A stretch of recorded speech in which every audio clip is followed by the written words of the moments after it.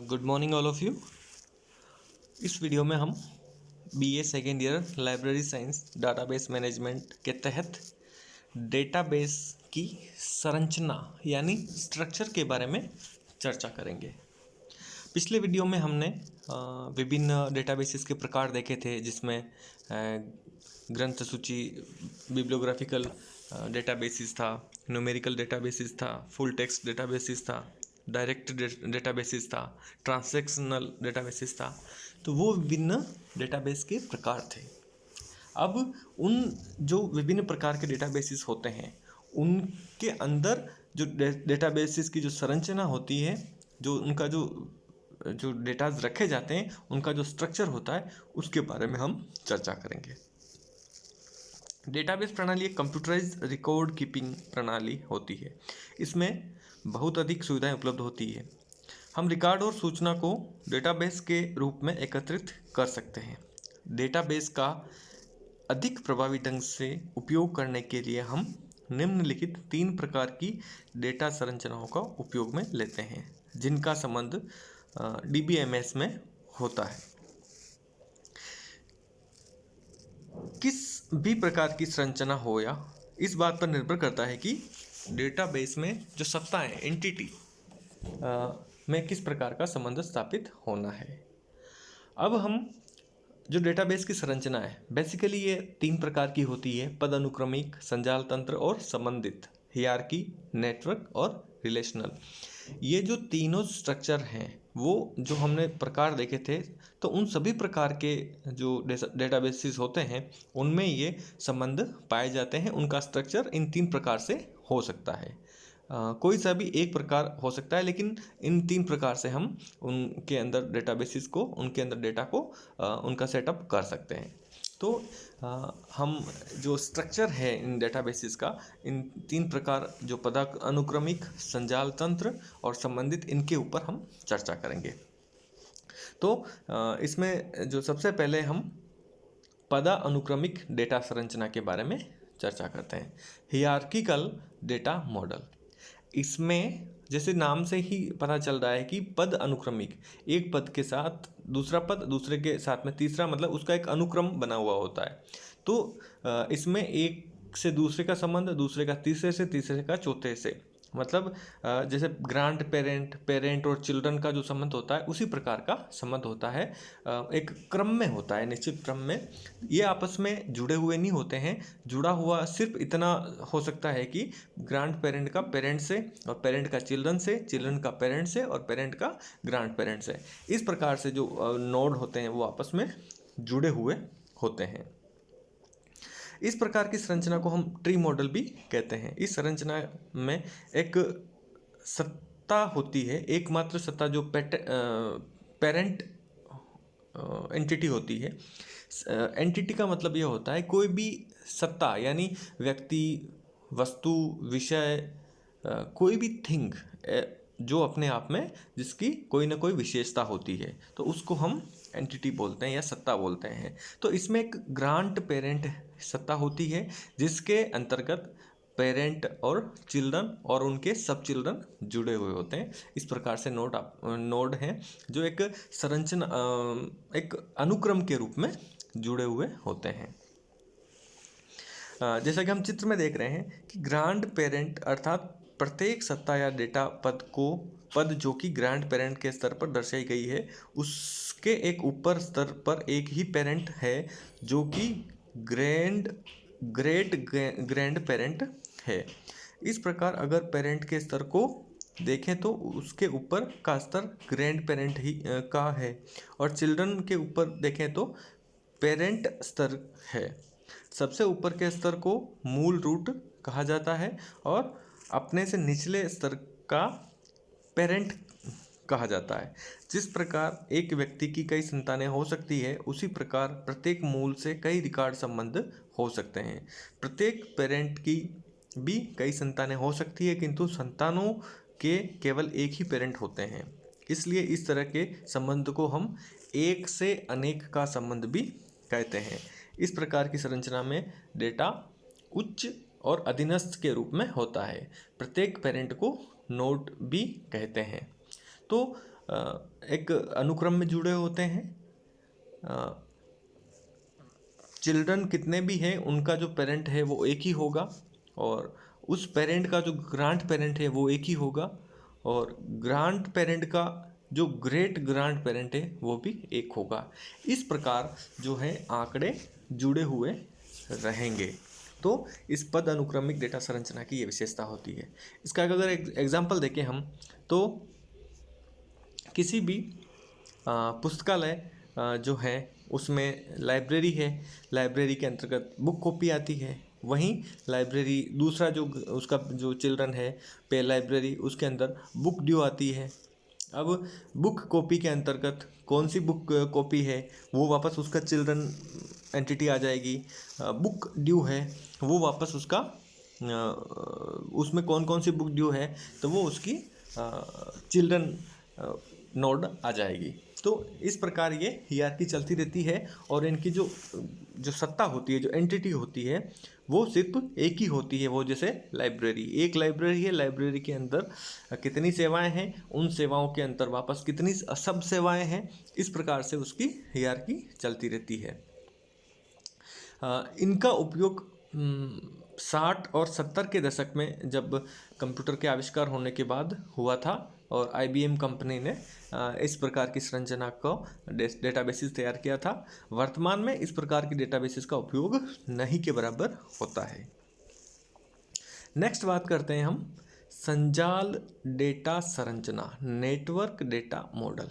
Data आपस में एक नेटवर्क के रूप में जुड़े हुए होते हैं, जिनमें आप इस चित्र में देख सकते हैं कि कैसे एक ग्रांड पेरेंट से पेरेंट और पेरेंट से चिल्ड्रन जुड़ा हुआ है, लेकिन जो चिल्ड्रन है वो भी सीधा ग्रांड पेरेंट से जुड़ा हुआ है, और पेरेंट से जुड़ा हुआ ग्रांड पेरेंट है वो भी सीधा चिल्ड्रन से जुड़ा हुआ है, और पेरेंट भी सीधा चिल्ड्रन से जुड़ा हुआ है।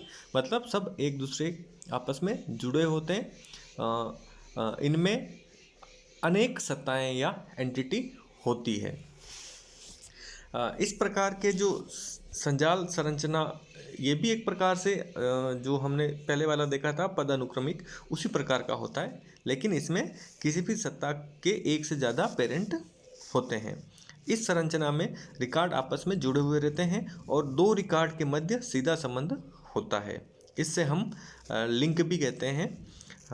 इसमें जैसे हम एग्जाम्पल देखेंगे, तो जैसे केंद्रीय पुस्तकालय है, तो केंद्रीय पुस्तकालय के अंदर साइंस पुस्तकालय, आर्ट पुस्तकालय, साइंस लाइब्रेरी है। इनके अंदर वापस एक्विजिशन यूनिट है, टेक्निकल यूनिट है, सर्कुलेशन यूनिट है। साइंस लाइब्रेरी के अंदर, आर्ट लाइब्रेरी के अंदर वापस एक्विजिशन यूनिट है, टेक्निकल यूनिट है, सर्कुलेशन यूनिट है। साइंस लाइब्रेरी के अंदर वापस एक्विजिशन यूनिट है, टेक्निकल यूनिट है और सर्कुलेशन यूनिट है। तो ये आपस में जुड़े हुए रहते हैं। साइंस लाइब्रेरी का सर्कुलेशन यूनिट है वो आर्ट्स लाइब्रेरी की टेक्निकल यूनिट से जुड़ सकता है, या फिर आर्ट्स लाइब्रेरी का जो टेक्निकल यूनिट है या एक्विजिशन यूनिट है वो साइंस लाइब्रेरी की सर्कुलेशन से या एक्विजिशन से जुड़ सकते हैं। मतलब सभी जो सेक्शंस हैं किसी भी केंद्रीय पुस्तकालय के, जो सब लाइब्रेरीज हैं उनके, वो आपस में जुड़ सकते हैं। आर्ट लाइब्रेरी साइंस लाइब्रेरी से जुड़ सकती है, साइंस लाइब्रेरी आर्ट्स लाइब्रेरी से जुड़ सकती है। तो इस प्रकार एक से ज़्यादा इनके अंदर पैतृत्मक सत्ताएं होती है, एंटिटी होती है, और इनका संबंध आपस में होता है। तो इस प्रकार के डेटा जो होते हैं वो एक संजाल तंत्र डेटा कहलाते हैं। मतलब आपस में एक नेटवर्क बन जाता है, इनका एक दूसरे से जुड़े हुए रहते हैं। सभी का आपस में एक दूसरे के साथ में जुड़ाव रहता है।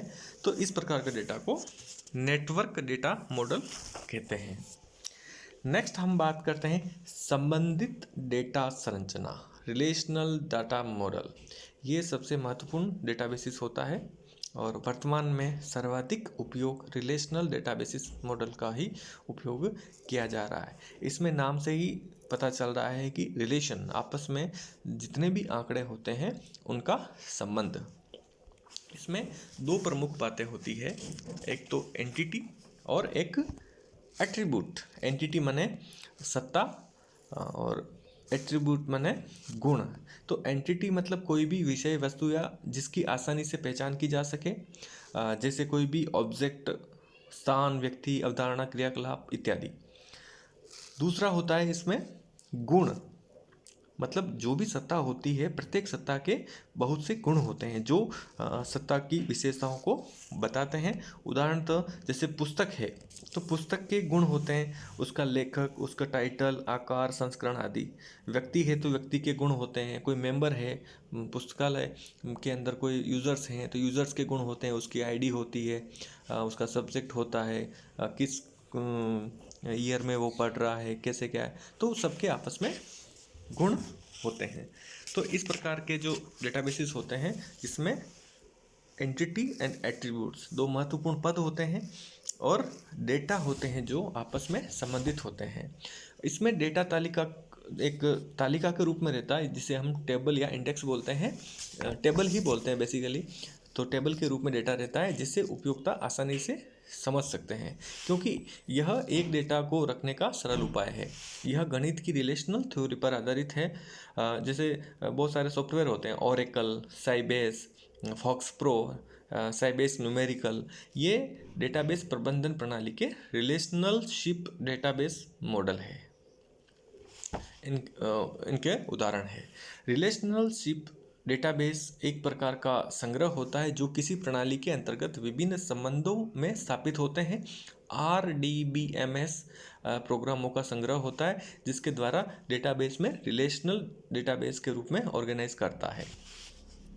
हम इसको एक एग्जाम्पल के रूप में देखेंगे। जैसे कोई भी लाइब्रेरी है, लाइब्रेरी के अंदर order table, classification table, cataloguing table, circulation table, user table और सीरियल टेबल सभी आपस में संबंधित रूप से इस डेटाबेस मैनेजमेंट से जुड़े होते हैं। तो आपस में इनका एक दूसरे से रिलेशन होता है। सर्कुलेशन टेबल वाला किसी भी टेबल से डाटा कलेक्ट कर सकता है, उनसे डेटा को प्राप्त कर सकता है, उनको डेटा भेज सकता है। ऐसे यूज़र टेबल है, यूज़र टेबल के द्वारा भी सभी प्रकार के टेबल का आपस में संबंध होता है और एक दूसरे से आपस में जो डेटा होते हैं उनको यूज कर सकते हैं। ये इसका एक एग्जाम्पल है। इस एग्जाम्पल में हम एक टेबल बनाते हैं जिसमें विभिन्न जो बुक, एक टेबल में रिलेशनल डेटाबेस मॉडल का जो एग्जांपल है इसमें जैसे एक किताबें खरीदते हैं पुस्तकालय के अंदर तो उसका रिकॉर्ड के बारे में हम चर्चा करते हैं। तो आदेश संख्या हम देख सकते हैं, इसमें लेखक कौन कौन है देख सकते हैं, इसकी आख्या यानी टाइटल देख सकते हैं, आपूर्तिकर्ता कौन कौन है इसके उनको देख सकते हैं और किस दिनांक को खरीदता है उनको देख सकते हैं। तो ये आदेश क्रमांक, उनके लेखक, उनकी आख्या, आपूर्तिकर्ता और दिनांक, इस प्रकार से टेबल तैयार होती है। अब इस प्रकार से टेबल तैयार करने पर हम जब किसी डाटा को एक्सेस करेंगे इस डेटाबेसिस से तो हम केवल 152 डालने पर आदेश संख्या पूरा रंगनाथन के बारे में इंफॉर्मेशन आ जाएगी और जैसे कोई डेट डाली हमने तो उस डेट से भी पूरी उस रंगनाथन के संबंधित जो इन्फॉर्मेशन है वो आ जाएगी। 148 नंबर डालने पर जायसवाल लेखक, उनकी जो टाइटल, बुक का किससे खरीदा है, वो सब कुछ चीज़ें आ जाएगी। तो इस प्रकार डेटा का आपस में संबंध स्थापित हो जाता है। डेटा की जो डुप्लीकेसी होती है उससे बचा जा सकता है। हमें जो डेटा चाहिए वही डेटा हमें प्राप्त होता है। तो इस प्रकार के जो आपस में रिलेशन स्थापित करने वाले डेटाबेसेस होते हैं उन्हें हम रिलेशनल डेटाबेसेस कहते हैं।